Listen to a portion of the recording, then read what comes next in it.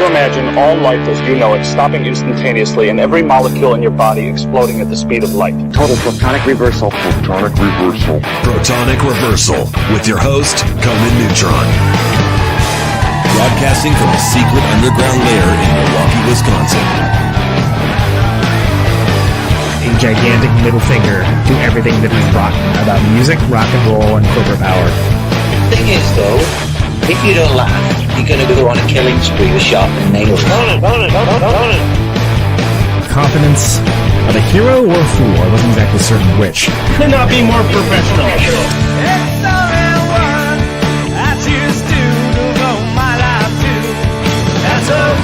It means something. It means something.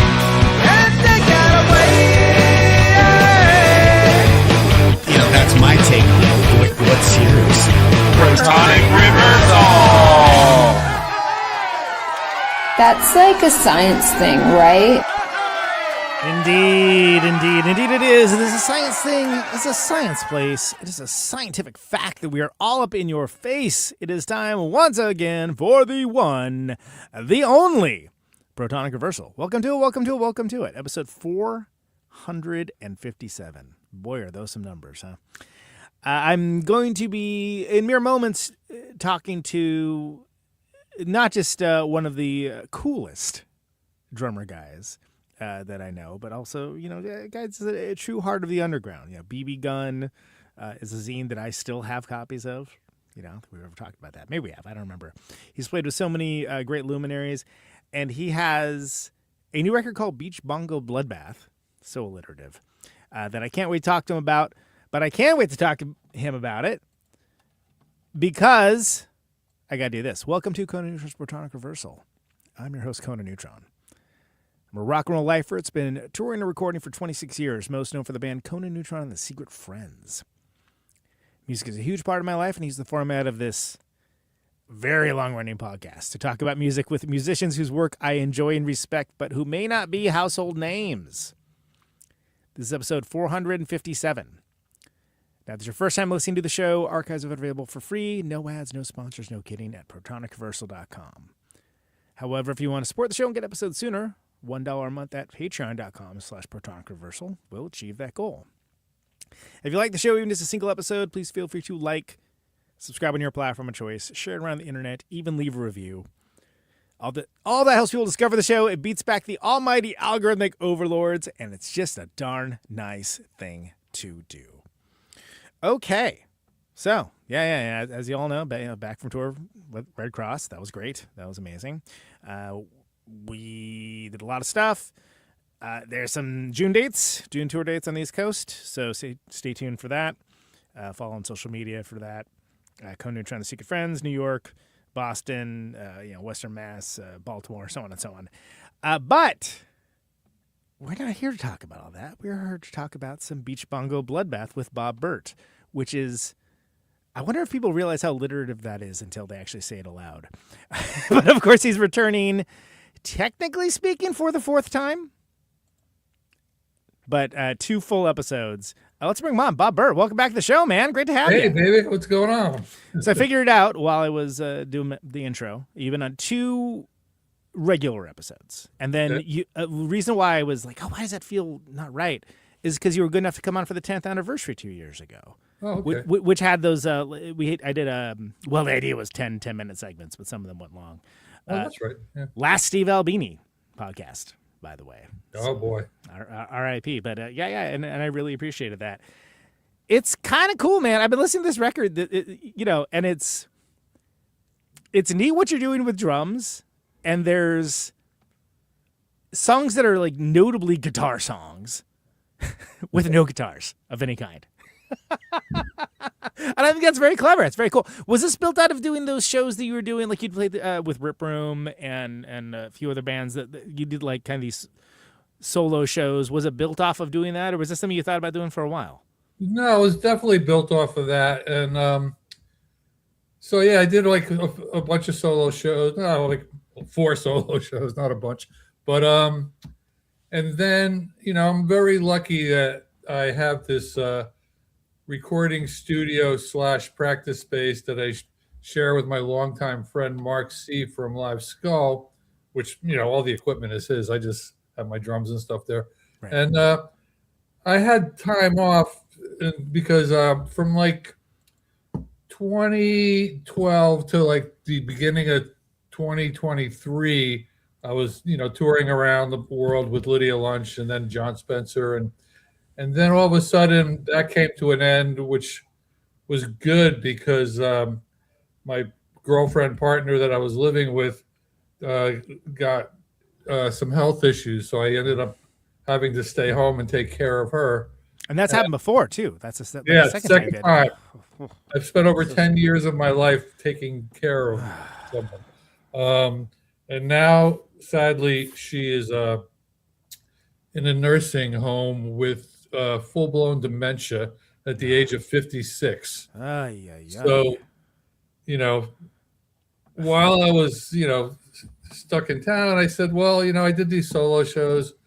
Let me lay down some tracks. And it was so casual. I would go in for like 2 afternoons, and then I would listen to it for a month and go back for 2 more afternoons. And, over the course of the year or whatever, it was just like, if you put together all the studio time, it would come to maybe 6 days, but it was done really casual. Sort of piecemeal, like putting it together, like later on. Total piecemeal. It was the idea that you were hey, this is gonna be a thing. When I'm done with this is gonna be a record, or was it just like, let's just see what this sounds I wanted like? it to be a record, but I wasn't, I didn't know what was going to happen. And of course, I did the performances, like, and then when I laid down the tracks, I started getting into overdubbing and, doing all that kind of thing. So, if I were to perform solo again and play these songs, they would sound so stripped down, but, Right, unless you do the thing with the looping pedal or whatnot.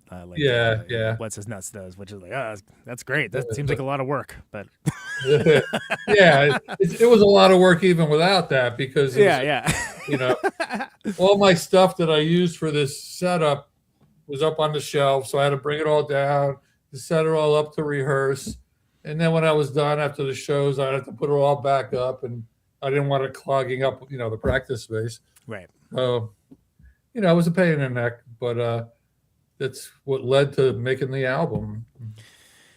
Yeah, and it's good. So was the idea always to kind of mix and mash between hey, I'll have my own songs, then whatever, Love Comes in Spurts with just drums is going to be or not just drums, but in a non-guitar based arrangement, it's going to feel way different than it is with the Voidoids. Yeah, but all the songs on the album, except for Oink Oink by David Peel, they were played live, and that's why they were mainly picked, because they were songs I liked, but also I was able to play the percussion and sing at the same time.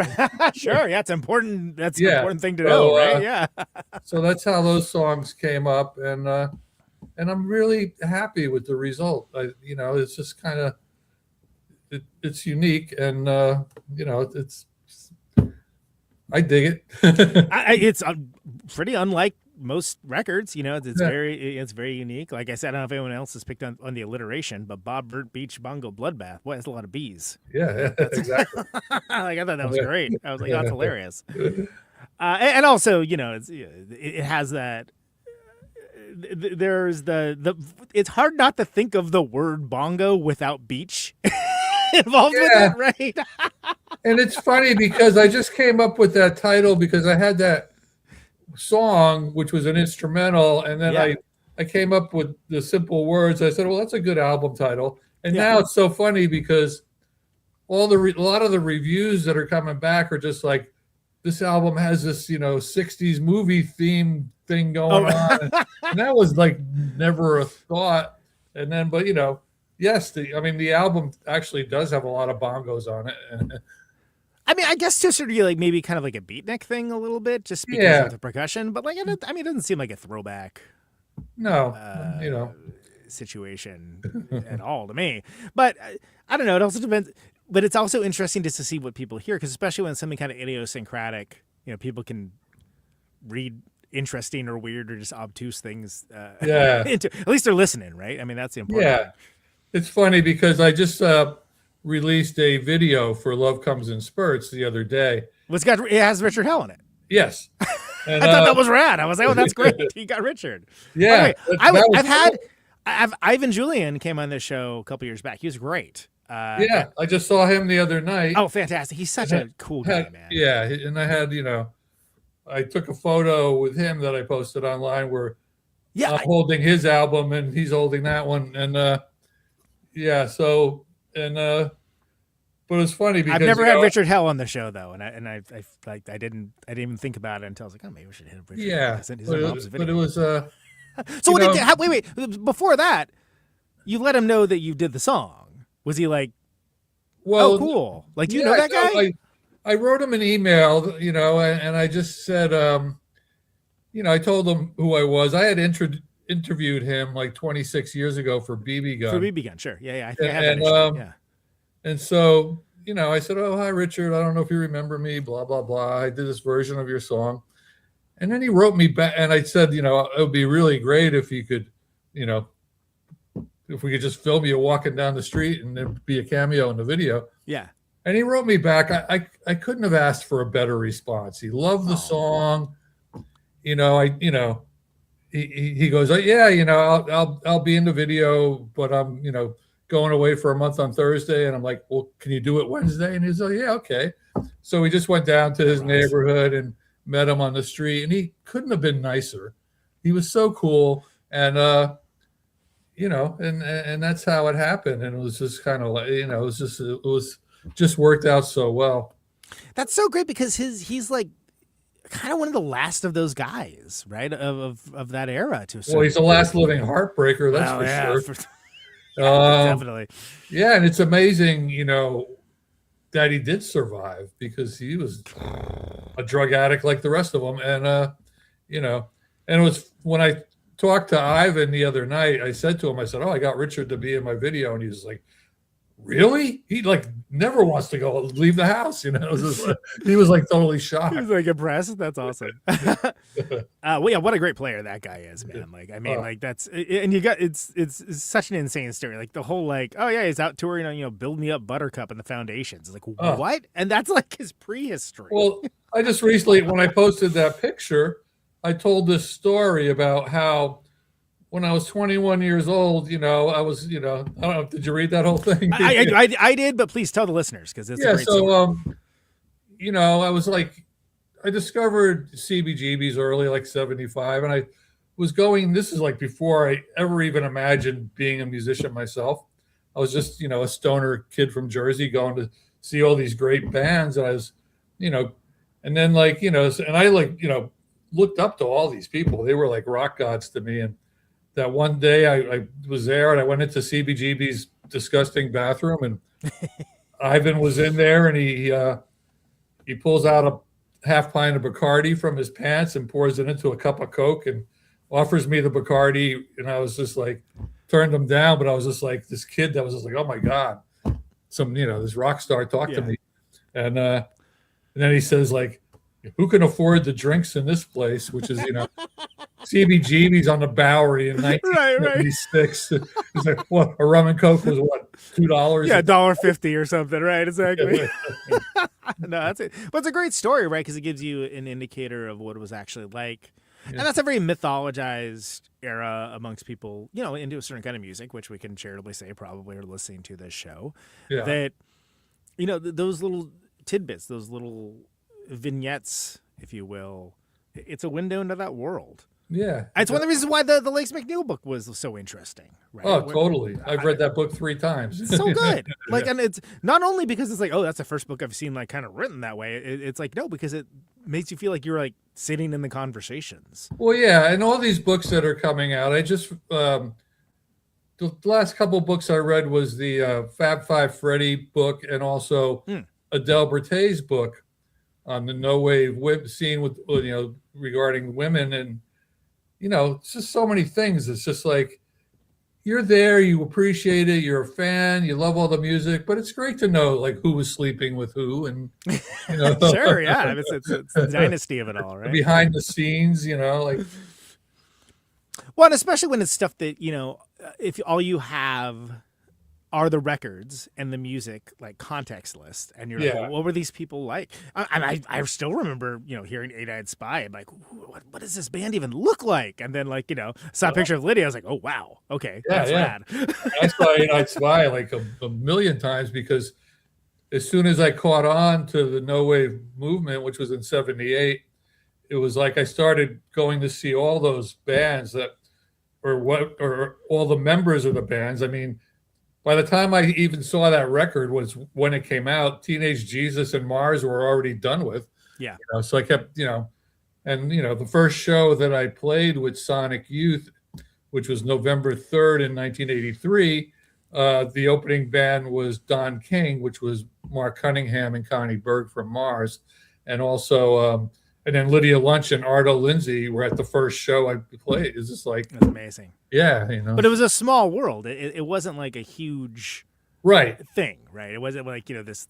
It wasn't an industry. It wasn't. No, not at all. And it's amazing that books are still being written about it, and people, kids are doing like college theses on the no wave scene, and and like it was at the time like. If you were going out on a Tuesday night to see DNA, you didn't have to worry if you were going to get into the show. right. There's going to be room. Yeah, exactly. Well, and it's so funny, too, because did you ever think that, all these years later, people would still be talking about Bad Moon Rising, right? No, not at all. But then... And that's the first album I ever played on, I think that's so interesting because, like, and I say this as a fan of Sonic Youth, it does kind of stand alone in the discography because it's that joining... record between like the really early, super skronk stuff and then like the later, I mean for me like that Evil Sister, that era is so good, but it's different, and there was something that was captured during Bad Moon Rising and Death Valley 69 and whatnot that's like, wow, like this is like it hits different somehow, right? Yeah, to this day so many people come up to me and tell me how that record changed their life, or that's their favorite Sonic Youth record. Which I'm sure if they ran into Steve Shelley, they'd be like, "All right, yeah, I've heard it all." But then also like there's something kind of there's a special kind of like it almost sounds dangerous, if that makes sense, right? Yeah. It sounds like something that shouldn't be happening, or along those like it has an element of almost unease to it, and maybe it has something to do with the recording, maybe it has to do with just what was happening with the band at the time, but like it does hit a little bit different than all the rest of them. Oh, it totally does. And also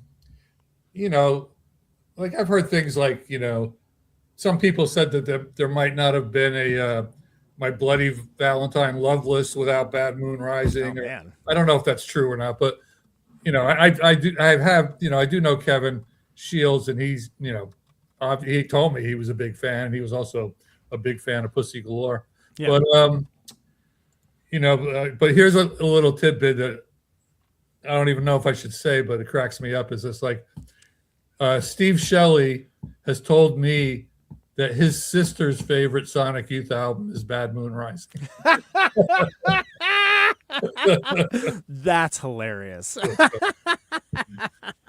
Well, there's something, there's something to be said for that, and it's you don't maybe realize that you're making history or something. You're just going to make a record. Yeah. But I met, Martin Beasy. He's been on this show, like great dude. And I happened to be in New York, not even playing. I was just there for a thing. And like, I was like, I can't think of anything like to do because I don't have any money. I was like, so I hit up Beasy. I was like, hey, you around? He's like, yeah, come hang out. And so like I went and saw the studio. We just kind of BS for a while. And like I was like, oh yeah, I run into Martin all the time. I was like, there's the big Swans drum, there's like this weird. I was like, oh, this is the place, and it's so crazy because everything around it's changed. Oh my god, it's so different. When we went out there to record Bad Moon Rising, it was just Brooklyn. We didn't even know the word Gowanus. Yeah, and it was like totally vacant. There was like packs of wild dogs running around, and now there's a Whole Foods across the street. Right. Exactly. So the surroundings probably seemed more like how the music would sort of imply it, rather than like, this is like way suburban now. Like what happened? And like, not like, I'm a West Coast guy originally. I live in the Midwest now, but like, having visited New York, over the years as it's changed, it's like, oh, it's so different than even 20 years ago, let alone 40 years ago, right? It's I get insane. a kick. I get a kick when you hear these kids like, oh, remember, St. Mark's Place in the 90s? And I'm like, I remember it was in the 60s. You thought that was something. It was way cooler then. Right. Yeah, and then there's something to be said for recordings kind of capturing a moment in time too. So it's not just a moment in time for Sonic Youth, but it's a moment in time of that whole scene, and that's important. That's cool. Yeah, I'm very lucky to have been a part of it, I guess. I remember first time that you came on the show, it was shortly after Hitmakers had just started, which is hilarious because that seems so long ago now. Yeah. And by the way, I saw John's new band with the Bobby Lee's folks on the cruise, on the Underground Garage Cruise with Red Cross, and man, it was freaking awesome. But it's way different from Hitmakers, and that's why I thought was kind of cool. I was like, it's so different. That's awesome. Well, yeah, it's kind of like because pretty much at least the last year or year and a half of the Hitmakers, I kept thinking to myself, like, this is stupid. John should just get 2 kids, because it's like, all 4 members of the Hitmakers lived on different parts of the world. Because you had Sam, you had Sword, you had you. Yeah. And even after Sword, we had Andy from Berlin. And, that's right. Yeah. And we did that one tour with Janet Weiss, and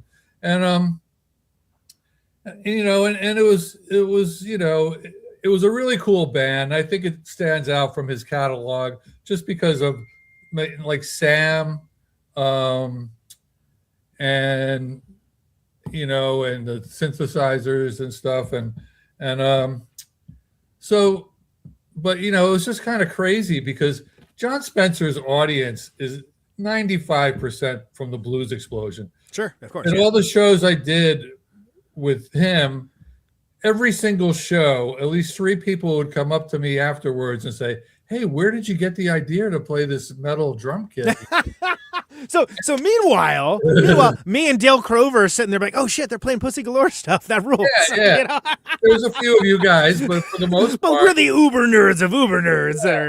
We love John that. has a very male audience, and and so and so that was and even like we would go around the world, we'd play like 3 or 4 Pussy Galore songs, and it would just get the same response as all the other songs.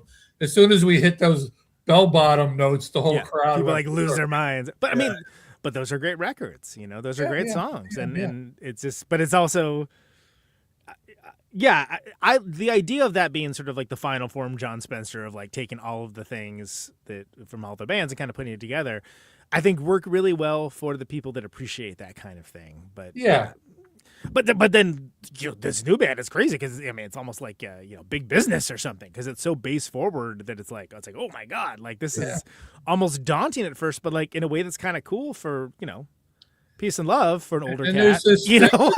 There's this show I watched the other night with Jason Samoa. It's all about the Bobby Lees. And they're like making a new album, and he basically single-handedly saved that band, right? Is my understanding. And then and then there's like they're playing Irving Plaza and stuff, and it's just like they didn't mention John once through the whole thing. It was kind of weird, but so but John is like he lives on the road. Yeah, and he loves doing it, and that shows. I will say on that Underground Garage Cruise, and there was a lot of the Big Star freaking played, and the Big Star Quintet, whatever they call it, Sonics played, like it was stacked. Bands. Yeah, it was stacked. I was almost tempted to go on it, but hard pressed to say that second set of his band, I was like, that might have been my favorite set because it was just so like intense. Like it was just like punishing. Yeah, they did one on the pool, which is the big that's like the big stage, right? Which is that's where Social Distortion was playing. Right. Well, Red Cross played that one too, and then they did one that was like ostensibly like a small club, except for you're in a boat. Sorry, they hate it when you call it a boat. Big ship. Okay, fine. But as much as I I watched the first set from the hot tub, so there's something to be said for that. Yep. But I was like, is this low key like my favorite set of? And I'd never seen. I know it's not Big Star technically, but it's like I never thought I would see those songs played live. Yeah, You know what I mean? I saw that show out here in Jersey City a couple years ago, and it was, Like every musician on that ship, I know there were plenty. Were just like like for that. But I was like, I think I like the Jon Spencer set better. Like very different, obviously. Yeah, but yeah. I was like, good for him, man. Like that's badass. And it's, I thought Hitmakers were awesome. But again, it's almost a product design for me. Of course, I thought that was awesome. Yeah. And you're sitting around trying to source gas tanks in Europe. Like I need, he need a new one. did the right thing because, now he lives in the same town. He lives in Woodstock, and so, if they get offers like that, they could just do them. Whereas with the Hitmakers, it was just like, hey, we could play this big festival. Well, we have to fly everyone in. Right, everyone has to get in one place first. And then the metal drum kit. I mean, that's something you talked about that last time. I think of just like that gets exhausting. Just like it's not like you can just have, hey, here's the back line. You know, it's like, well, you can, but they're not. Yeah, and then was it like if people here's a plastic tub or something totally like it's like that's not. What I just did the thing where I was telling stories at this genre is death event, and I said that between Pussy Galore and Jon Spencer and the Hitmakers, I've been in more junkyards than Sanford and Son.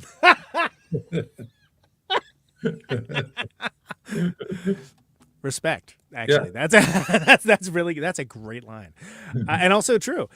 Yeah, and that's something that like it's weird because I think like the junk percussion thing, like a lot of the industrial bands kind of helped bring that more into the zeitgeist for a while. Yeah, but it's very interesting because in Pussy Galore, I feel like there wasn't a lot of. I mean, what Neubauten, right? I guess. Well, that was John's whole concept, was like combining Neubauten with like Pebbles '60s garage rock, and it was a good combination, and I mean, metal percussion and no bass. I mean, it's just like it's never gonna go mainstream, but people that love Pussy Galore. Dude, when I first got that cassette, I thought there was something wrong with it. I'm like, oh, somebody must have jacked this up or something. They play it too much. And I was like, oh no, I think it's supposed to sound like that. And then I was like, oh no, I get it now that I'm on the same level with it. Like I understand what they're doing. But at first I was like, huh? Like, what's happening? Because I heard Chrome Cranks first. I heard Blues Explosion first. I kind of like went backwards. Oh wow! I was like, oh, I gotta check. Oh, it's got Julia in it too. That's all. Because I like Free Kitten a lot as well. Yeah. And I was like, oh, this is insanely unique, and I'm totally here for it. But at first, I was like, ugh. But a lot of my favorite records, I have a like reaction at first because it's doing something bold and different. And I mean, I feel like Steve really got you guys too. Like I feel like what he recorded. Oh yeah, and he was one of the first. We were one of the first bands, apart from maybe Urge Overkill, that he actually ever recorded. And we had done an East Coast jaunt with Big Black, and that's when I got to know Steve really well. And then he ended up working on Dial M and Sugar Shit, and also he did my second Bewitched album, Harshing My Mellow. Oh, Bewitched, of course. Yeah. So I had Steve staying at my house, for a couple weeks here and there, and that was fun. Yeah, and I feel like he was so thoughtful towards things in a way that was influential in a good way. I think, but didn't initially come off that way. It seemed like, oh, this guy's gonna be so thoughtless. No, quite the contrary. But he added the cock ring to the metal snare drum, and that the rest is history. Yeah. Absolutely. No, it's little things, and depending on the cock ring. When did you? And apologies if we've talked about this before. I don't remember. When did you start up BBGun as a zine? BBGun? Yeah. I believe the first issue, I could look over here, I think it was like 96. I was gonna say I thought it was 90s. Yeah, it was definitely 90s. What was the thought process behind it? Because again, even explaining zine culture to the kids, it's like, you know, showing a card trick to a dog sometimes. You know, the thought culture was, you know, it was kind of like the same thought culture that went into Warhol's Interview magazine. Hey, let's put out a magazine, or Punk magazine. Let's put out a magazine. We'll get tons of free stuff in the mail, and we'll go invite it to parties. And also, it was just when we first started, like, kind of getting into computers, and it was something that to do with my wife, because, you know, she was a graphic designer, a photo retoucher, like Steve Albini. And, you know, so, you know, like in the first couple of issues were total, like, you know, cutouts on the boards, you know, and then eventually, you know, it got slicker as it went along. And, you know, we wanted to do one a year, and then, like, after every couple issues, we're like, that's it, you know, forget it. It's too much work. And then like, okay, let's do another one. And it was cool because, you know, because I was involved in music, I knew most of the people I interviewed. So I was much more candid, and, you know, and it was, you know, very well respected. And then I put a lot of it in my book, which is now out of print. Yeah, I know. I should have gotten it. I still don't have a copy of that.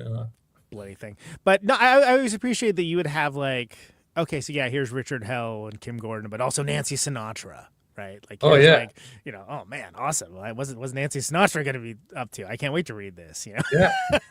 I asked her if she had sex with Elvis. Yeah, great. You know, I mean that's the kind of thing that, like, really vibed with me. Again, come with zero context of any kind for anything that was happening on the East Coast, right? Yeah. That you had. I still remember the whole Vincent Gallo thing very well.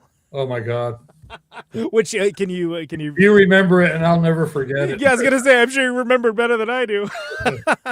But Vincent Gallo, who of course, just for frame of reference, was, you know, a New York dude, just around, right? Like, yeah, he was around like Basquiat and all that kind of stuff. Yeah, but and what a one of a kind personality, for better or for worse, and for worse. So explain to me what happened with Vincent Gallo, because I think this story is incredible. Okay, so, you know, I meet Vincent Gallo backstage at a White Stripes show, and he was with PJ Harvey, and I happen to have magazines with me, and so I gave him a copy, and then I ran into him again at a White Stripes show like a couple of nights later. So, you know, he explains to me, you know, okay, you know, I'll do it. I have to be on the cover, blah, blah, blah. And so, so I arranged the interview, and we're at the Odessa Diner on Avenue A. And, you know, he's like, you know, talking, and, you know, he's saying stuff like, you know, he was talking about how Christina Ricci wouldn't promote Buffalo 66. And she went on to make this movie called The Opposite of Sex, which was a gay themed movie. And Vince is like talking really loud in the diner. He's just like, yeah, then she went on to make that faggot movie, that stupid faggot soap. And I'm like blinking down on my chair. Yikes. Yeah, like looking around. East Village. We're not in the middle of Mississippi. Yeah, exactly. You know? And so he goes, so the interview is totally outrageous. So he said a lot of crazy stuff, but I have to admit, I never laughed so hard in my life. And oh, he's like an absurd caricature, right? I mean, you know. Yeah. I don't think there's any threat of him coming on the show. And so he goes, okay, I'll get my photographer for the cover photo. And I said, well, you know, I know Richard Kern and Michael Levine. And then he goes, okay, well, Richard Kern would be cool. So Richard Kern comes over, and he's sitting with us at the diner, which, you know, Vincent Gallo and Richard Kern. Oh my God. Yeah, that's what's that conversation. You think there was a little bit of sexist talk going on? Yeah, I was gonna say. And so, was it 1945? Because there's like a level of evolution.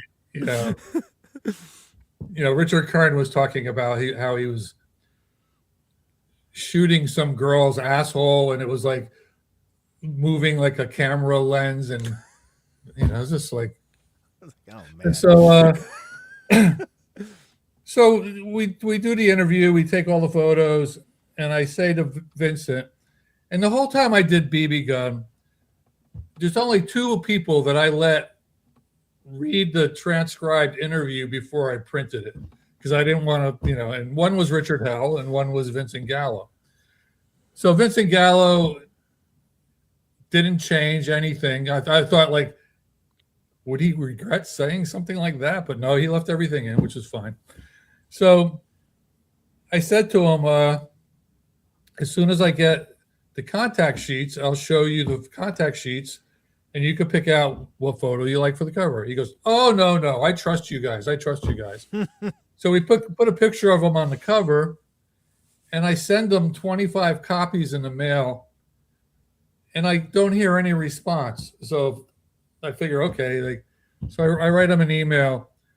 I say, hey, Vincent, did you receive the box of magazines I sent you? He writes back one sentence. Did you have to use the worst possible photo of me ever taken on the cover? Yeah.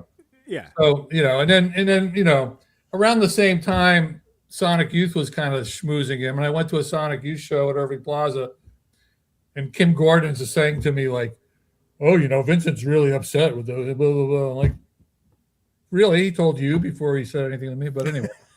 But so meanwhile, he hates the cover, but he takes the 25 issues I send him, and he signs them and puts them on his website for $100 a piece. The same website that I believe at one point he was selling his sperm, right? If I remember correctly. Exactly, yeah. And so, and actually, that was the best-selling issue. So we went into a second pressing, and we let him change. So there's 2 issues with 2 different covers, basically. Yeah, I think I have the original one, but I mean, it's so desiccated at this point. I'm sure it wouldn't be worth any money. But but this is a great window from someone that was nowhere near that world. And again, for the younger people in the audience, like, podcasts like this serve the same purpose that like fanzines did back then. Right. That was the only, and you got it asynchronously. It was almost like a message in a bottle sometimes, scene reports and what have you. And I always appreciated that it wasn't just coming from an area where cool stuff was happening, but it was coming from someone that was actively doing things as well, like a participant in those things. And because that's something that, again, it seems antiquated to talk about, but I would actively seek out, okay, when bands would do tour diaries. Oh, wow, what's the tour diary look like? Oh, yeah, I can't wait to read about this tour and whatnot. And this is, it's such an antiquated idea, and this document everything that happens in the process at all times, always culture. But it was important to me, and it was important to a lot of people. And I think it provided a window into a world that people otherwise would have no ability to visit or take part in. So I think it was a valuable service. Thank you. And it's cool that it all ended up in the book. I should have bought a copy. That was stupid of me to do that, right? But anyway. Yeah, it was like kind of the best of. I don't mean to be rude, but here's the deal. So my friends, the Skull Practitioners, are playing in Seattle tonight on this big punk rock show.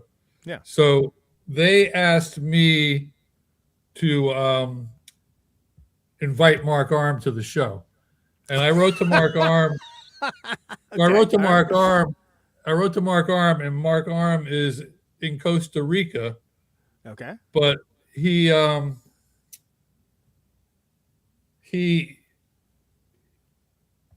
sent some names for the guest list. So I just need to get this to them real quick. It's going to be a real bummer time for people at this show if you don't. It feels exactly. The show's tonight, so I'm just gonna do what you need to do. Here. I'll do this real quick. And I'll throw up the image of the Beach Bongo Bloodbath record, which is mean to do anyway. So this is a good opportunity for me to do that on the screen, and I'll throw the link in the comments as well, so people can check that out. And we'll get back to that recently. We'll get back to that shortly.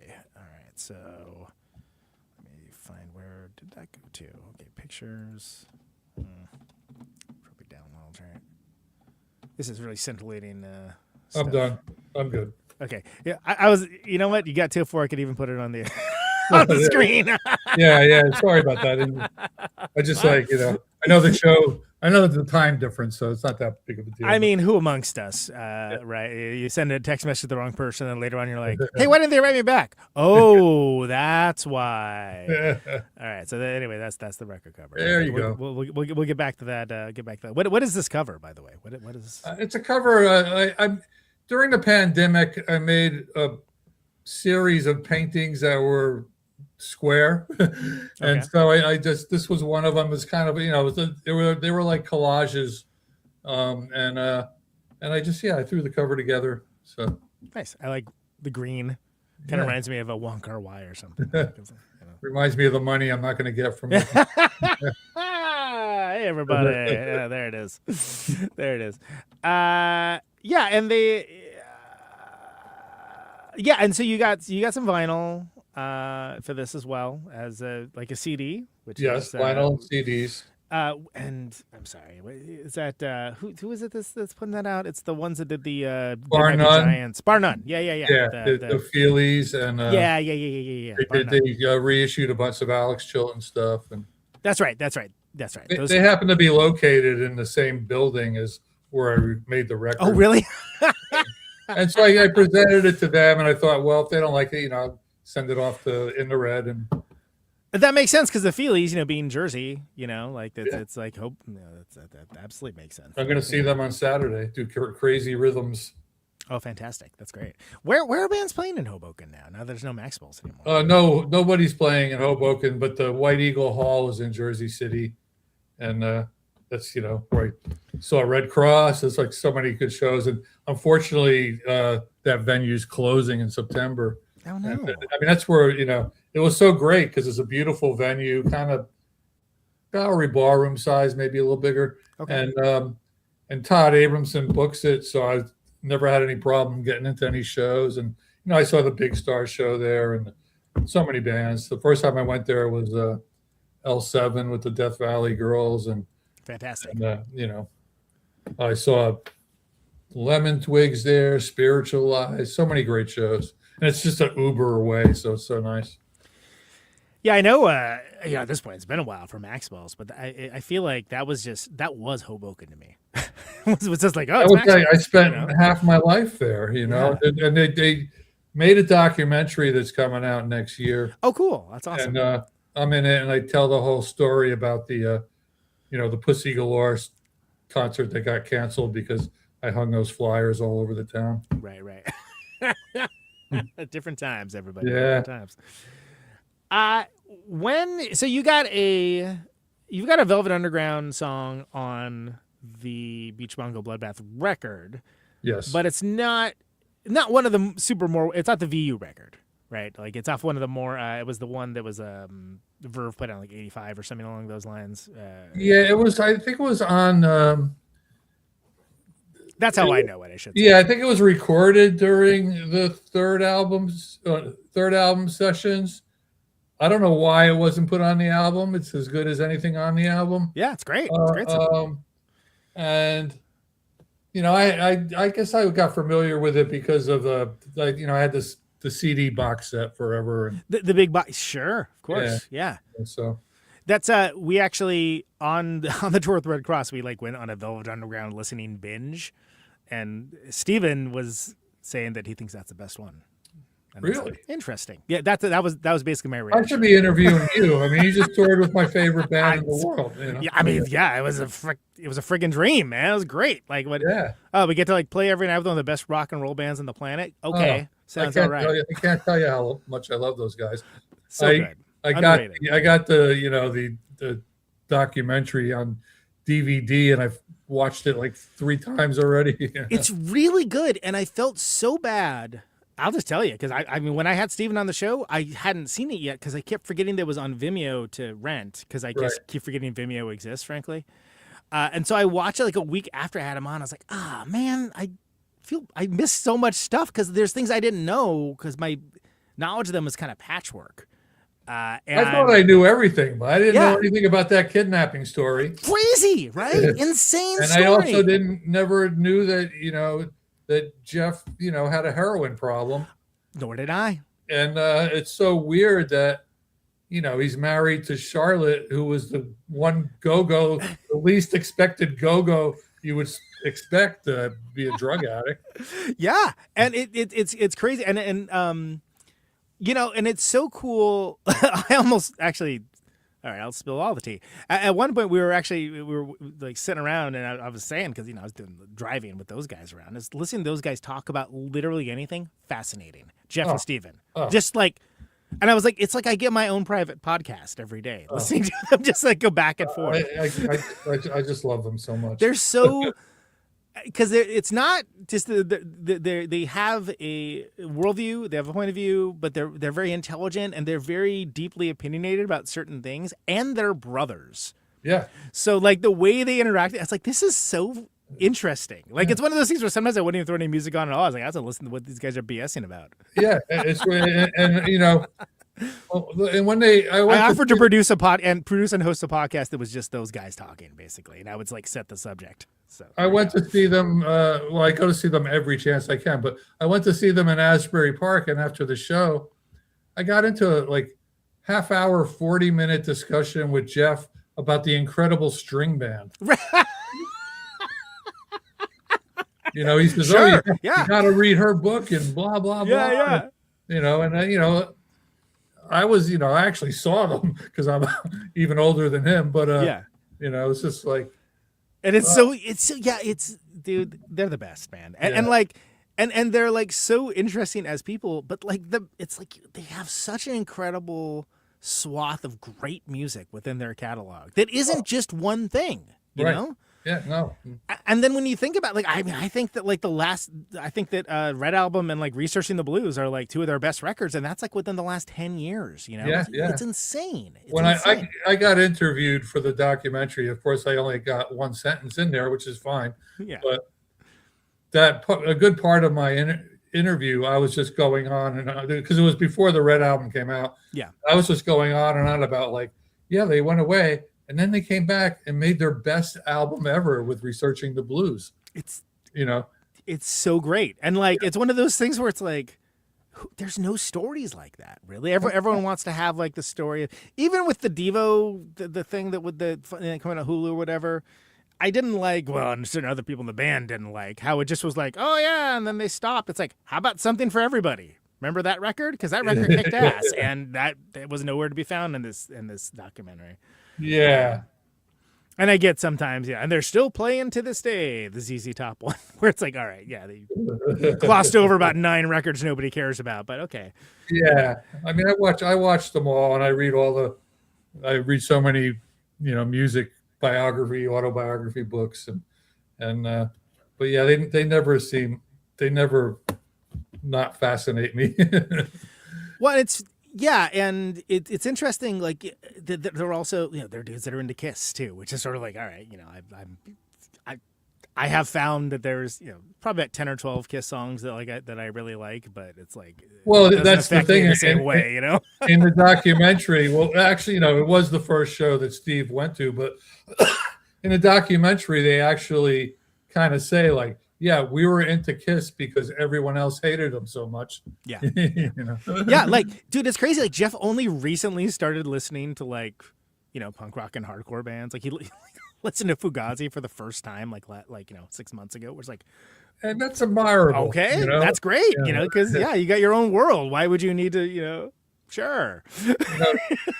Yeah, it's like just recently, I've become good friends.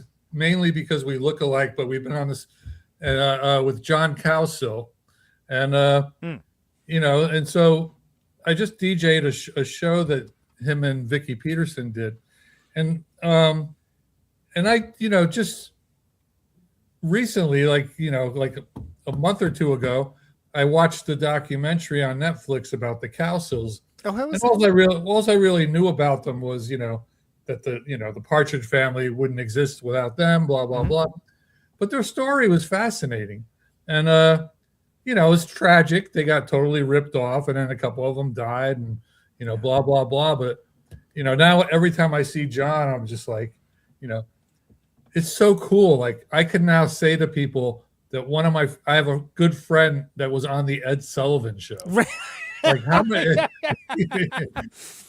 Yeah, and there's like, freaking played keyboards for Al Jardine and Carl Wilson, I mean, it's like, oh yeah. I mean, that's, there's like, it's going to turn, I don't want to take this too far afield, but there's people that I'm very good friends with. It's like, oh, right. Like, you'll just like remember now, like, oh yeah, I forgot that you did that. Or it's like, oh, exactly. Huh. I didn't do any of that stuff. Anyway. No, but it's interesting to me. To me, I feel like this record that you put out is a very you record, but it's a very New York record. Like, I feel like you can kind of get the feeling that you could like wander, into the cake shop or something, and just like, oh, what's this? Like, oh, this is yeah. Cool. Oh shit, that's the guy from Chrome Cranks and Sonic Youth. Yeah. And it's funny because Lydia Lunch wrote that great blurb, and she said yeah, I prove I'm the coolest thing from New Jersey since the vibrating bed. That's a great line. Leave it to Lydia. Yeah, and I mean, and we've talked about it in the past, but I thought the retrovirus stuff was so freaking cool, man. Like that was such a highlight of my life, and so many times you play with people, it's just like, when I get done touring with Jon Spencer, like I don't want to hear his voice, but Lydia Lunch, I just loved her. I loved her since I met her. Yeah. We've been close friends ever since. And I could finish a tour with her and throw on the In Limbo record the next day. It's just like, that was like, I never had so much fun being in a band. And, we went places I've never been to before. And this is all like in my 60s, I was like, right. It was such a great time. And, I'm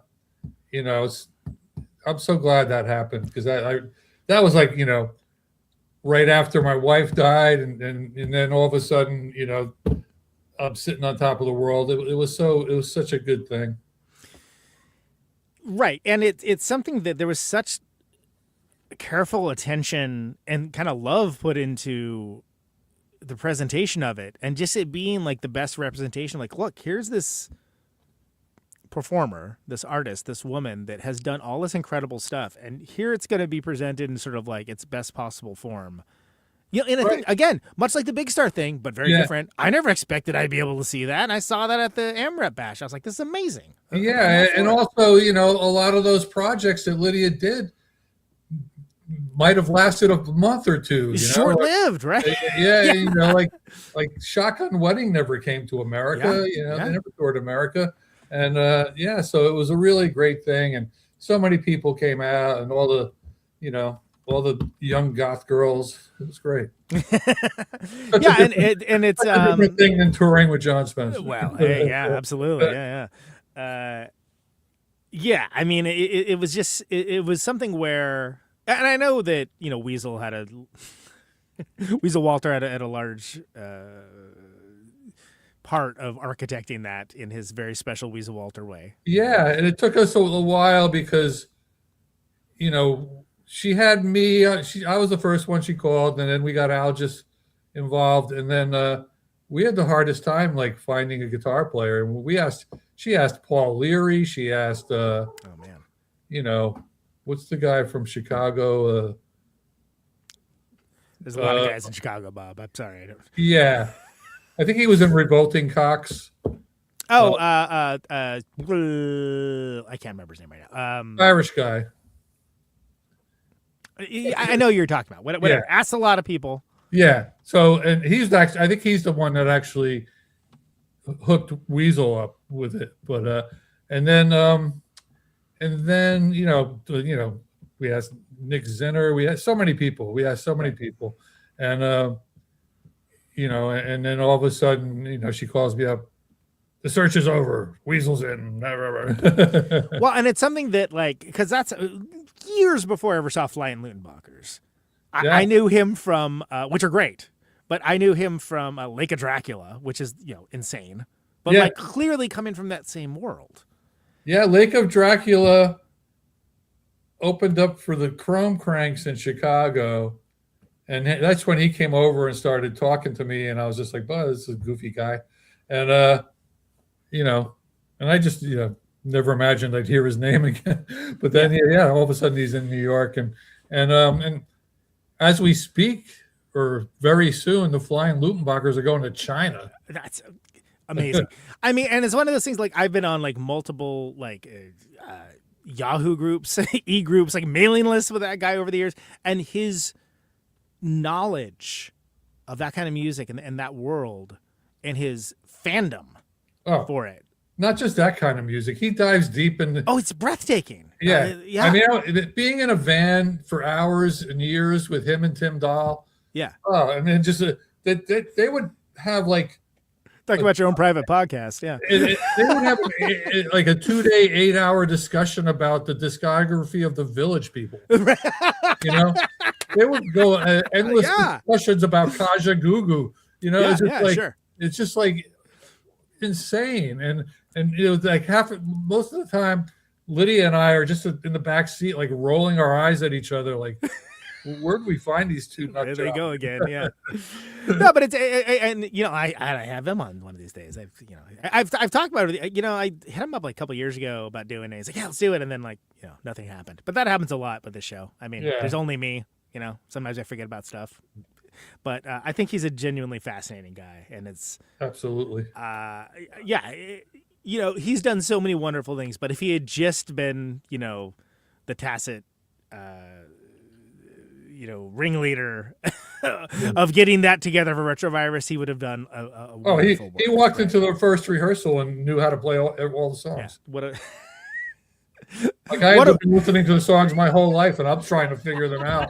What a wonderful freak. Complimentary. No, I love that guy. He's a fascinating dude. I've seen Lutenbachers in like, I don't know, 5-6 different lineups, and it's like somehow always different, always the same. With that little ass bass drum he's got, we're like, what is happening with this bass drum? Yeah. But it sounds great. Can't knock it. No, he knows what he's doing. So having nothing to do with Weasel Walter. I think that there's always kind of some deep love for a lot of your bands. I do feel like Chrome Cranks kind of gets short shrift, and I don't understand why. Well, I don't understand why either. I mean, when it took me a while. I was really hesitant about joining the Chrome Cranks. And I think the reason why was because it was too much in the vein of Pussy Galore. I don't know why, but I did eventually join. And one of the big selling points for me was the space that Jerry Teal had, the Funhouse, where we recorded everything and practiced. And I mean, Pete's ego was pretty big back then, and we did a lot of crazy things. I mean, we did this one tour of Europe, which was like 9 weeks, and we were flying home like the day before Christmas, and we didn't even have enough money to get on the airplane, and right, yeah. There was some, but in the long run, I really enjoyed, appreciated the music.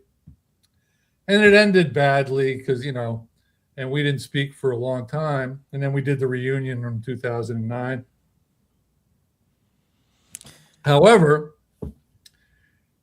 my album's being released on June 12th. On June 15th, Monday, I got a big bash going on at Bowery Palace. Dude, I saw this on Instagram, I'm sure. It's insane, man. Yeah. Like, tell me everything that you have. Like, this is like one of these things would be noteworthy, but there's a lot. Oh my God. Should I pull it up? Opening up the show will be Genre is Death doing Pussy Galore and Sonic Youth songs. And I'm going to probably join them for a song or two. And then I got Ron Ward with Norman Westberg from Swans and Grasshopper from Mercury Rev and this percussionist Edward. And I'm just going to give Ron a bunch of Bewitched lyrics, and they're not going to try to actually do the songs, but it'll be definitely interesting. An interpretation of those Yeah. things. Yeah. Followed by the Skull Practitioners also doing Sonic Youth and Pussy Galore songs. And this isn't, common knowledge yet, but I think Genre is Death is going to join the Skull Practitioners to do a version of Death Valley 69. Hell yeah. And then That's great. followed by that is the Knoxville Girls, the full lineup. I thought Jerry Teal wasn't going to be able to do it, but he's doing it. That's good. And so we got, Kid Congo, Jerry Teal, Jack Martin, Barry London, and me doing some Knoxville Girls songs. And then the Chrome Cranks. Yeah. It's just, it's going to be insane. And this is all short sets. And then, isn't there a Wolf Manhattan thing as well? Closing the show will be the Wolf Manhattan Project, me, Kid, and Mick Collins. And it was funny because I went to the tribute at Bowery Palace for Clem Burke, which was amazing. Oh, right, and sure. while I was there enjoying the show, Jason and Kenneth of the Skull Practitioners said, "We got to do a tribute like this for you." And I was just kind of like, okay, I'm actually trying to think of something to do for the record release, right? Because you want to have people be there. Yeah. So, yeah. So I presented the idea to, Jesse Mallon, and they loved the idea. And, it's happening. And I got to, get it all together, but I think it's going to be good. And how cool to have something like that when you're around. Instead of like after you're dead or something. It's like not to be morbid, but it's totally historic. It's going to be. I saw that. I was like, God damn, this is great. Anyone that doesn't go to this is sleeping, man. That's insane. Yeah, the tickets are selling pretty quickly. How was it? How was it sitting on Live Skull stuff? Oh, that was so much fun. Their drummer Rich Hutchins, who plays in 500 other bands. Our Great Noise Quintet, we played a bunch with them. And he's got some health issues he's dealing with. He had to get a couple operations. Oh man! So they asked me to sit in for this show, and I mean, I share the space with Mark. And so I said, and then I was a little nervous because I had to learn all these songs semi quickly, and then I played the show, and I pulled it off, and everybody loved it, and it was cool. I really enjoyed it because it's been a while since I've actually played a full set with a band. It's tiring, right? I mean, it's not so much tiring. It's just but it was just it was great. Yeah, and that's like whatever. Just like it took me. I discovered Live Skull like later on than a lot of this stuff. But when I found it, I was like, oh yeah, of course this band is contemporaries with all these other bands. It sounds like that they are. And, I've met Mark, and we've been good friends since like 1982. Yeah. And so it's just like we've been sharing a space forever, and and we've done projects together before. So it was great. Yeah, and there's something, that's, for lack of a better term, something that's kind of like, oh, that's fun. That's like an interesting, to get to now all I have to do is join the Swans. And, I was going to say what's left. Yeah, right, exactly. Swans would probably be it, right? Yeah. Which will never happen. Yeah, well, yeah. No, and it's awesome that, because you're pretty much done touring at this point, right? There's not a lot of interest in taking the show on the road at this point. No, well, not this show, but I mean, I'm not totally ruling it out of the equation. I mean, Live Skull had a tour booked for July, like a month-long tour, and they asked me, and I just, it not had anything to do with their music or the people. It's just like, that's not what I want to do right now. My girlfriend is, while she's alive, I don't want to go away for that long, and so that tour actually fell through because between not really having a drummer and everything else with the gas prices and all that crap. It is so gnarly right now. Like it is. Yeah, I mean, not that it's ever great, but it is bad right now. Yeah. Boy, how does it get any worse than a kid raper for president that's giving money to criminals like taking taxpayers' money, and paying off, the insurrectionists. Like, Yeah, great. yeah, It's real good. By the way, what were we mad about that happened? Oh yeah, high prices. Yeah, about that. yeah, oh yeah. God, I mean, so much I could say right now, but I'm not going to. But we're on the same page. Let's put it that way. Yeah. Yeah, I mean, but then I also feel like you have to make room and time for art and for joyful things, and not let it become all consuming. Like, I have to limit my news intake, frankly. Like, I can't spend my time being angry all the time. There's no way I can. No. I mean, I'm very grateful for everything I do have. Like, I'm financially good. I don't have to worry about that. And and I just, like, so many offers come in, and I'm working on a photo book that this hat and beer company out of LA is going to put out, and and actually, this isn't official, and it probably won't happen, but I actually got contacted by a casting agent to be in a short film. That's awesome. That's great. So Why it's just not? like, who knows if I'll get it or not. I mean, I made it quite clear that I'm not an actor, but Well, sometimes they're looking for somebody with like a vibe or like a look or something. Well, yeah, the story takes place, about in a New York rock club, and they want me to play this, kind of Richard Hell kind of, has been kind of character, not has been, but like an old, kind of old like head. from the past, and Sure. So it's just like, it's not that far of a stretch. Right, exactly. It's like, oh yeah, let me practice up. Okay, I'm ready.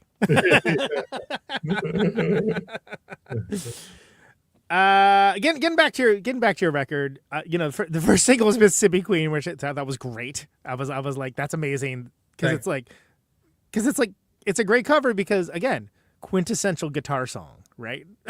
Like it's like, that's like one of the, oh man, what's that? That guitar line's so cool. It's like, yeah, nowhere to be found, buddy. Oh, yeah.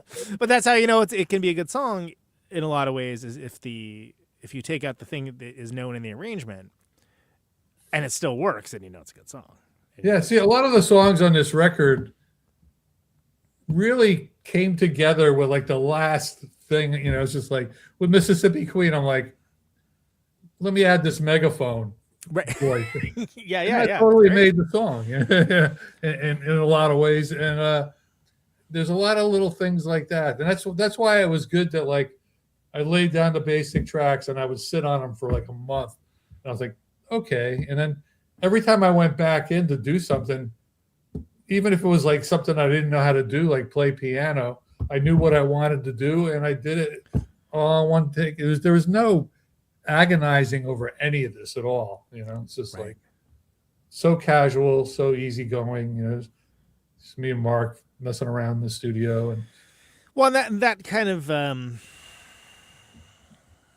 that sort of easy, kind of breezy feel to it, without it being lightweight, kind of comes across like it comes across as like party in that way. Like, it doesn't sound.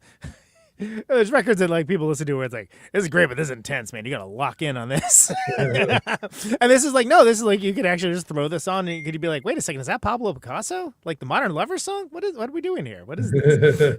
Awesome in a good way. And I think that's there's something to be said for that, and that it is indeed very. I gotta, as soon as it comes out, I gotta, like, there must be somebody I know that could get Jonathan Richman to hear that version. Yeah, right. Yeah, I mean, huh? Yeah, that's someone I'd love to have on this show, but I've never even thought about it. Oh man, it has to be someone. All right, tell you what, listeners of the show, someone out there, make this connection, please. Weirder things have happened. By the way, talk about a unique character, that guy. Oh my God, yeah. Absolutely. I mean, if he would be legendary if just for Modern Lovers, but everything in his solo career, dude. There's something about Mary. Like being like the Greek chorus and something about Mary, amazing, like great. I was dancing in the lesbian bar. Yeah, wonderful. But that Modern Lovers album, that's like in my top 10. Oh yeah, I mean, it's like That's one of those ones you can listen to. It's like in your blood. Yeah, You know. I never stopped listening to it since the minute I heard it, like 40 years ago or whatever. Yeah, what a band with such an interesting history. Yeah, and it's just like one of those things that again, folks that know, and people that don't are like, oh yeah, who does that Roadrunner song? And it's Modern Lovers. I met someone recently that grew up is from the town where he lives now, and they say he just like every day he's just like walking around the streets with his guitar singing. Because that's when you think about that guy and you're like, I wonder what that guy's day is like. That's what you're hoping for, because you're like, because it's like if there's anyone, it would be him. Yeah, it's like, oh yeah, he's just singing about a bird. He's another one that I've only seen live recently, like last year in Jersey City. It was so good. I've never seen him. Yeah, I totally have been. And it's not like there hasn't been opportunities, but I just, for whatever reason, never have seen him. I'd love to though. That'd be great. Yeah. You've been very generous with your time, Bob. I don't want to keep you around for forever. I can't remember if we ever talked about Action Swingers. I've done some of these shows. I forget. I usually try to avoid it, but it's okay. Yeah, I know it's not your favorite topic. What happened? What happened? Actually, one afternoon I was just sitting at home and I get a phone call from Thurston Moore and he says, hey, me and Julie are playing with this guy Ned tonight at CBGB's. We need a drummer. And so I went there. I learned the songs during sound check. And then, as time, and I kept sticking with it. And as time went on, he alienated Thurston, he alienated Julie, he alienated Pete Shore. And so we just kept going through the members. And then we went to, we did a tour of England, which was me, Ned, Howie Pyro, and Bruce Bennett. And Ned was kind of out of his mind and caused a lot of whatever, but it was such a great thing because that totally bonded me with Howie Pyro, and I'm sure, yeah,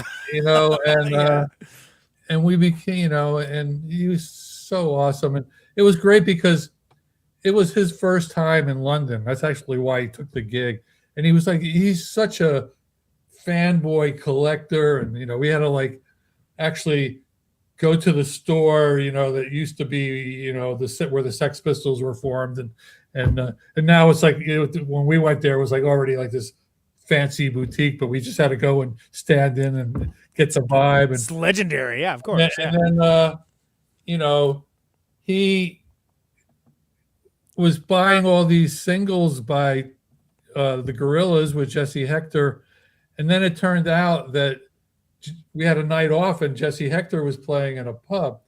So we go to the show, and Howie's getting all his records signed, and I have a photo of Jesse Hector signing Howie's records, and Howie has this glow on his face, like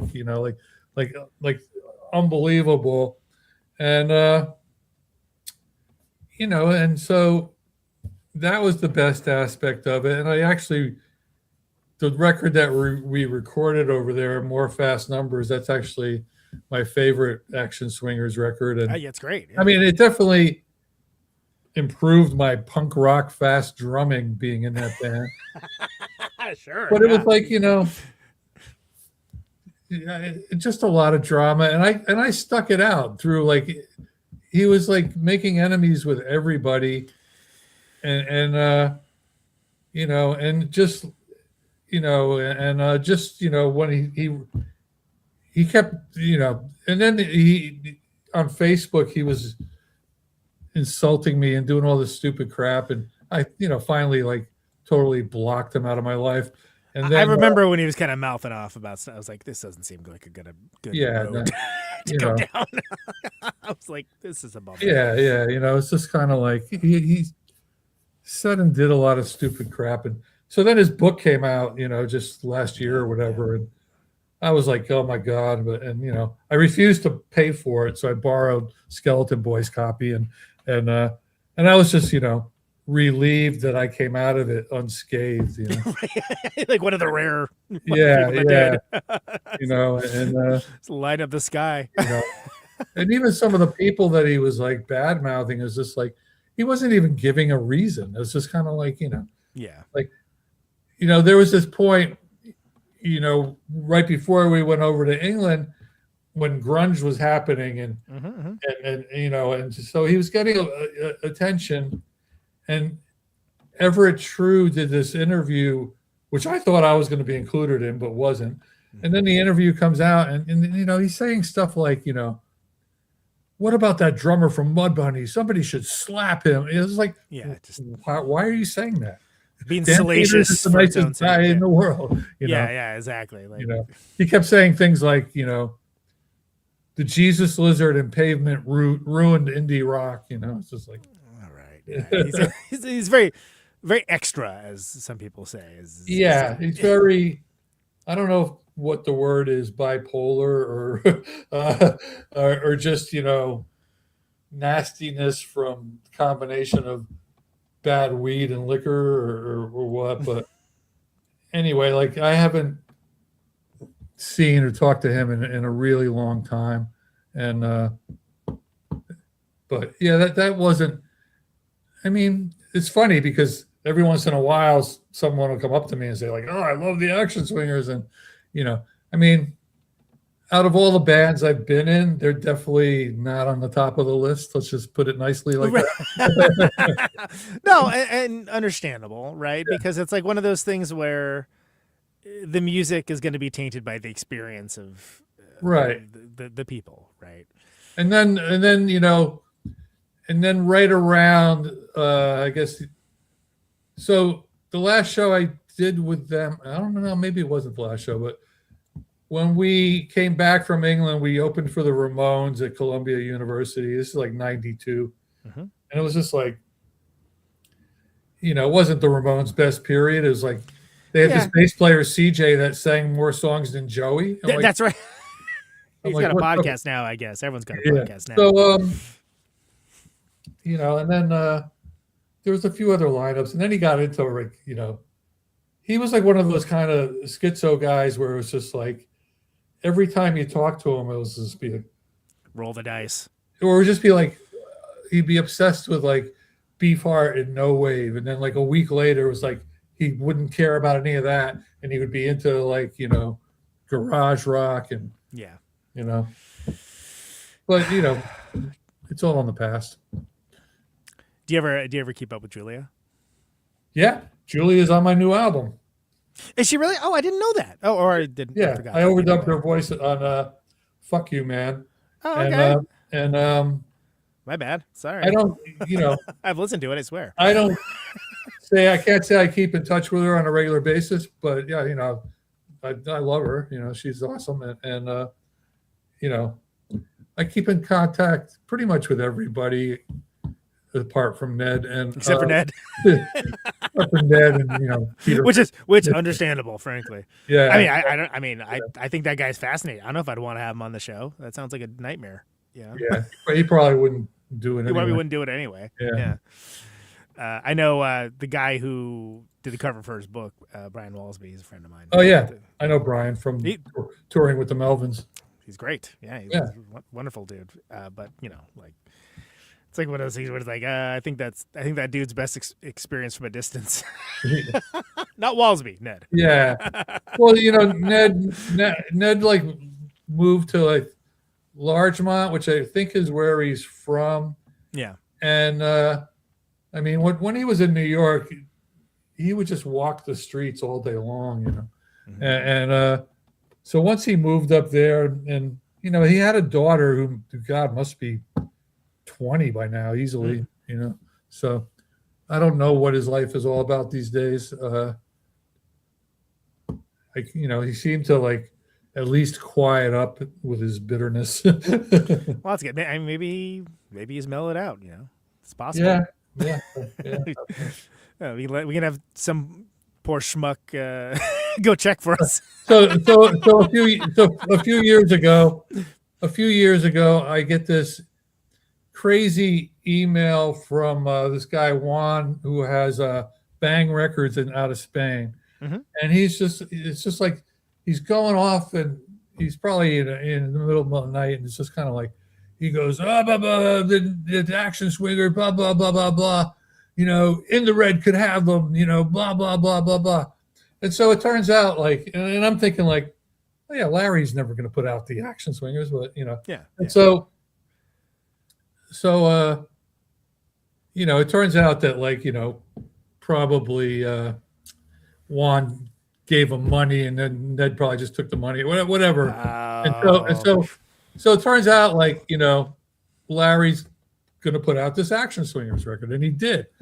And, it's just a, limited vinyl. But I called up Larry. I said, dude, you're going to totally regret this. It's just like the second that record comes out, he's going to be on the phone demanding money. Yeah. Blah, blah, blah. And Larry's like, yeah, no, I know. He's already put me down on all these sites and all this stuff. But I really like the record and, blah, blah, blah, blah, blah. I'm like, okay, well, I'm telling you, I'm warning you. And, you would be in a position to know, right? Yeah. So it's like, yeah.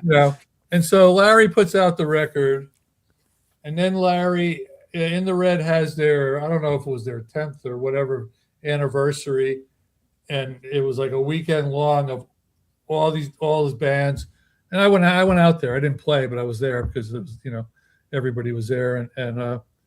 And so it turned out that Larry didn't invite Ned to play with the action swingers, and Ned like freaked out, told Larry to like take the records off the shelf, blah, blah, blah, blah, blah.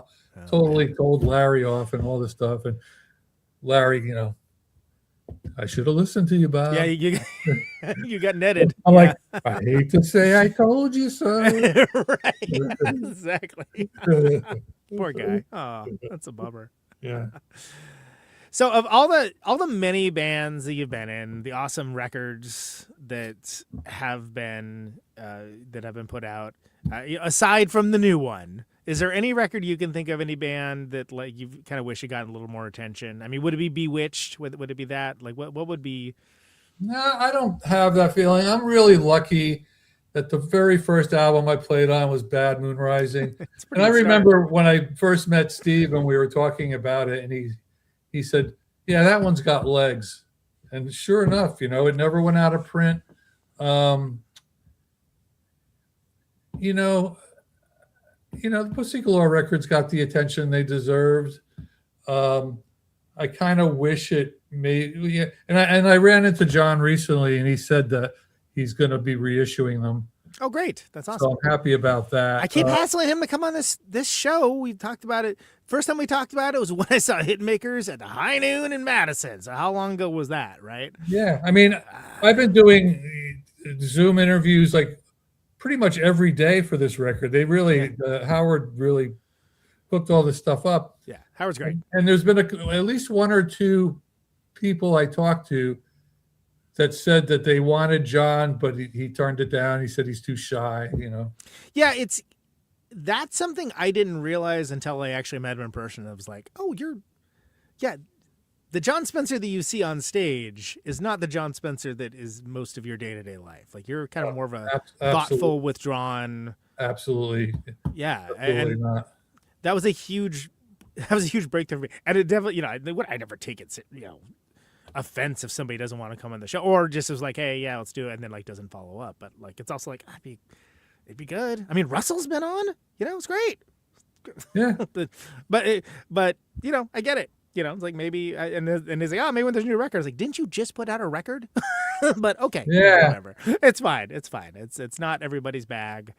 I kind of wish that the second Bewitched album, Harshing My Mellow, that Steve Albini did, I kind of wish that would be pressed in vinyl, but it never happened. And a few people I tried to get to do it wouldn't do it.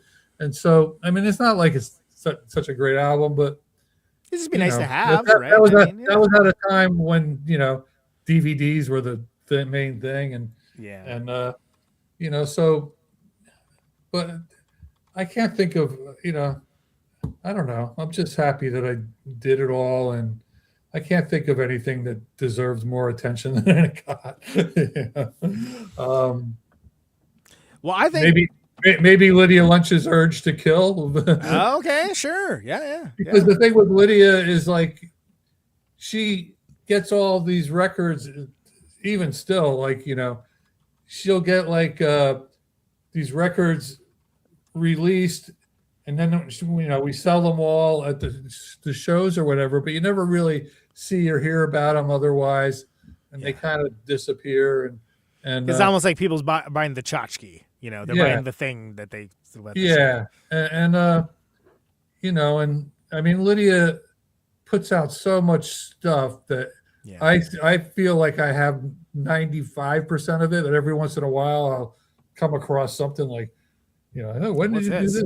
Like she made an album with one of the guys from Mars Volta, and no kidding. Okay, and I happened to find it in a used bin, and I'm like, Lydia, should I buy this? What is this? She goes, oh yeah. That's hilarious. Yeah, that's like whatever. Melvins can be like that, really, honestly, where it's like like one of my favorite bands, but I have trouble keeping up. Oh yeah, and I play with the drummer. Yeah, it's like, exactly. Like I haven't even this one with Napalm Death. Haven't heard it. I don't know. I'm sure it's great. Yeah, I saw it in the store, and I'm like, should I pick it up? And I'm just like, man, I'm still. It's cool. It's just. Yeah, I'm sure it is. That's a great problem to have when somebody's that creative and consistently like interesting. We're like, well, I'm sure whenever I listen to it, it's going to be cool. There'll be something neat about it. And even like when we did all those shows with them, it's just like they also have like all these limited editions printed up by Hazelmeyer, and it's a universe in and of itself. They had Pinkett's Abortion Technician, and that was great because that came out when I was touring with them, and I just walked right up to the stage and they were sound checking, and I said, "Hey, can you guys sign this for me?" And they totally stopped. And, that's awesome. That's got that great. Don't Forget to Breathe, right? It's got that one's great Pincus song. Don't Forget to Breathe. It's such a great tune, man. They played that every night. I really love that song. And I still, Buzz still texts me like once a week at least, and it was cool. Yeah, and it's one of those things. It's nice when you're doing things and creating things and keeping it interesting for yourself. It's always nice when other people pay attention to it and engage with it as well. But when you truly have an artistic vision. It's kind of like it's just it's a bonus when other people like it. That's great, but it's not what's driving you. Otherwise, you do something entirely different, right? Exactly. So on that note, Beach Bongo Bloodbath. Anything about this record that you'd like to get across that we didn't talk about? I feel like we talked about a lot. Yeah, just check it out and buy it. Yeah. Maybe pick up a copy. Like 5 years from now, when I'm on Conan's show again, and he says, "Is there any record that you put out that didn't get enough attention?" I don't want it to be this one. Yeah, right. Exactly. Come on, people. Let's do right here. That release show was redonkulous, in a good way. Like that's if you're anywhere in New York, near New York, the ability to get to New York, you obviously need to be at the Bowery Palace for this June 15th. Yeah. It's amazing. That's going to be great. I love it. Bert, love having you on. Love having you back. Last thing, I know you've done it before, but it's been a while because I don't remember what we said last time. But why do you do what you do? Oh boy. I've been doing it so long I can't even remember. But, I don't know. I don't even think of myself as a good drummer, but somehow I managed to make some good decisions of what bands to join, and I'm very grateful for everything. I'm going to be 71 in a few weeks, and I'm still here, baby. Love it. Bert, thanks so much, man. See you down the I want road. to talk more about Red Cross. Exactly. I'm gonna say we gotta have a side podcast about that. Yeah. All right. Thanks, right, brother. Conan. It's always a pleasure, man. Till next time. Bye-bye. There he goes, Mr. Bob Bert, Beach Bongo Bloodbath by Bob Bert. So many bees in that. So many bees. We are going to. I'm going to play it out with. Actually, we talked about the mountain song so much. Let's do the Bob Bert version of Mississippi Queen. You can, of course, you can get this the real Bob Bert.bandcamp.com, as well as bar none. You can get the record, CD, digital, all that good stuff. Here you go.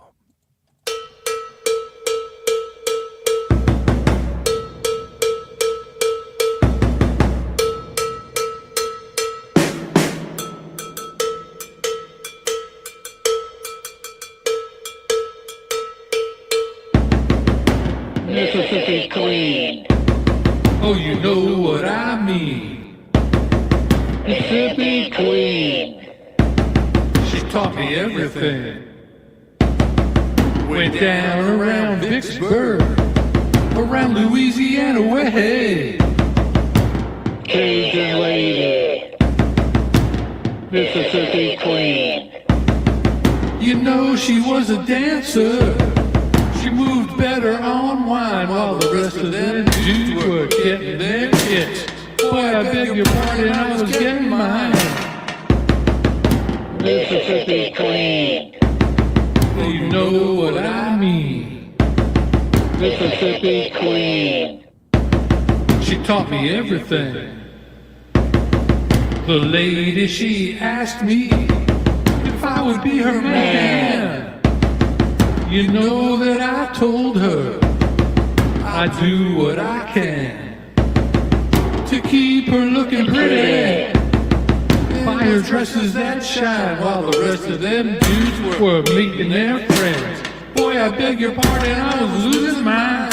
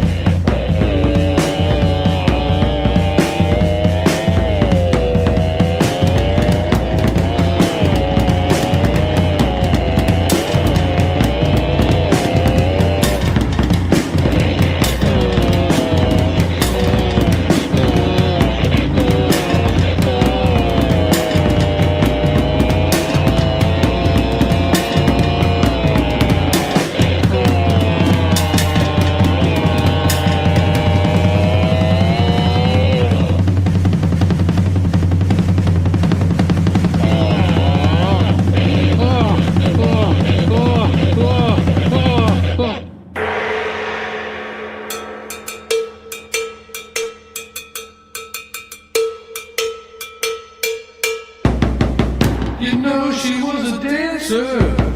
She moved better on wine while the rest of them dudes were getting their kicks. Boy, I beg your pardon, I was getting mine.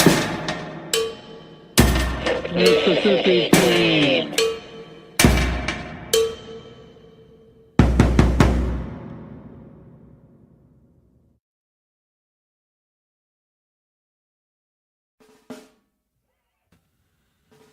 All right, there you go. Mississippi Queen by Bob Bert. Beach Bongo Bloodbath. Go get that record. TheRealBobBert.bandcamp.com. Also available on bar none. You can get the vinyl, you can get CDs, all that good stuff. Please check it out. It's a cool record. Thank you very much to Bob for coming on the show yet again. Always a pleasure talking to that guy. Hope you guys enjoyed that. The name of the show again is Conan Neutron's Protonic Reversal. Thank you so very much for listening to it. You can find the show Thursdays, 8 Eastern, 7 Central, 6 Mountain, 5 Pacific, streaming live on YouTube and Twitch. Podcasted later everywhere for free, always. No ads, no sponsors, no kidding. ProtonicReversal.com. That's where you get those archives. Get it wherever the podcasts are found, people. Patreon.com/Protonic Reversal, $1 a month. Gets you those episodes just like this one sooner. Helps helps keep the lights on in here. And I deeply appreciate it. So please consider becoming a patron if you enjoy the show. Thank you. Thanks also for folks sharing the episodes around, liking, subscribing to your platform of choice. All that helps people discover the show. And Mrs. America, all the ships at sea. It's just a darn nice thing to do, really. Anyone So within the deep sound of my voice. appreciation for that as we move towards year 13. What else? What else? 50,000 watts of power. The Rosas guys are coming up. I'm just going to say it. I don't know what day it's going to be. But the Rosas guys are looking forward to that. And lots of other good stuff. So stay tuned on the various things, all the social media, etc., This etc. microphone turns sound into electricity. Of course, stay safe out there. Can you hear me now? As always. Out on Route 128. Dark Check and you lonely. later. I got my radio on. Can you hear me now? Can you hear me now?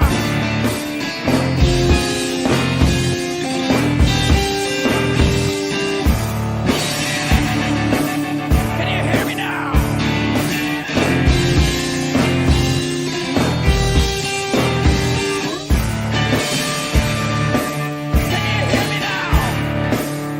In the radio.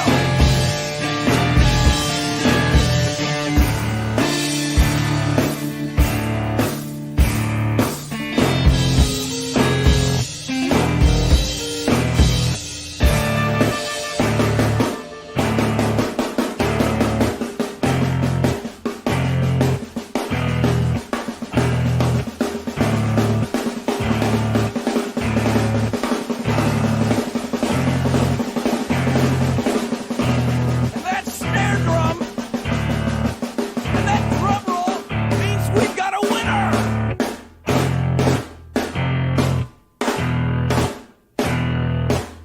If you're the fifth caller,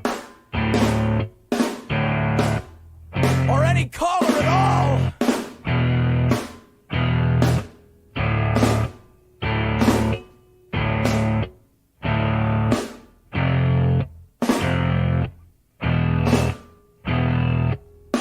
welcome to my top 10.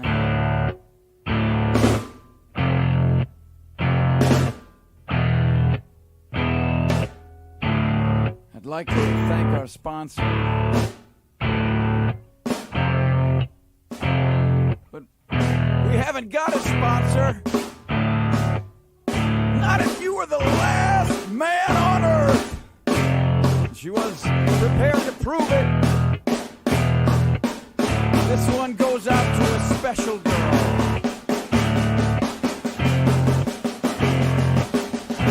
But there is no special girl.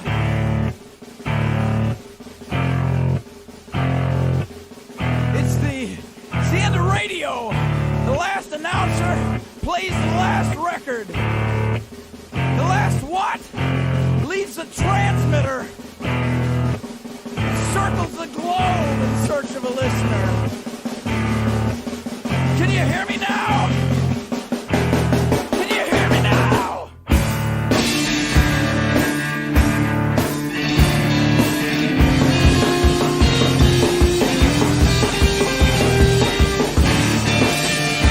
Can you hear me now?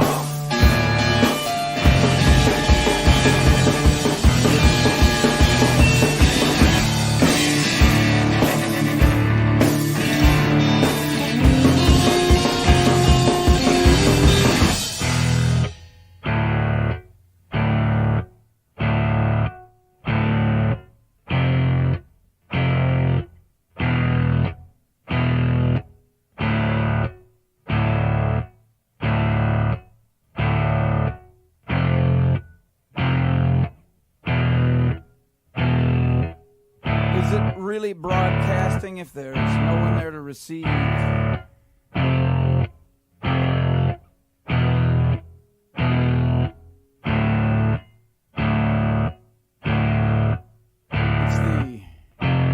radio. As we come to the close of our broadcast day,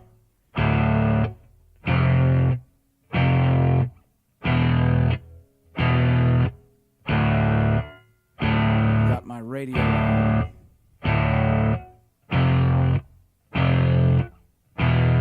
Can you hear me now?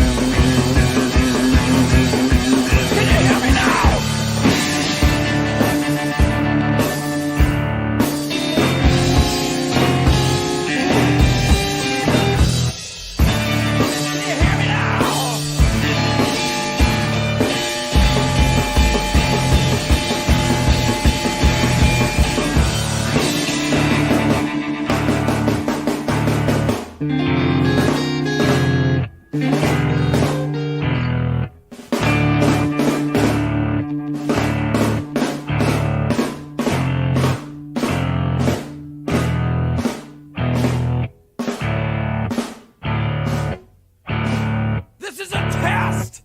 If this had been a real emergency, hey! This is a real goddamn emergency!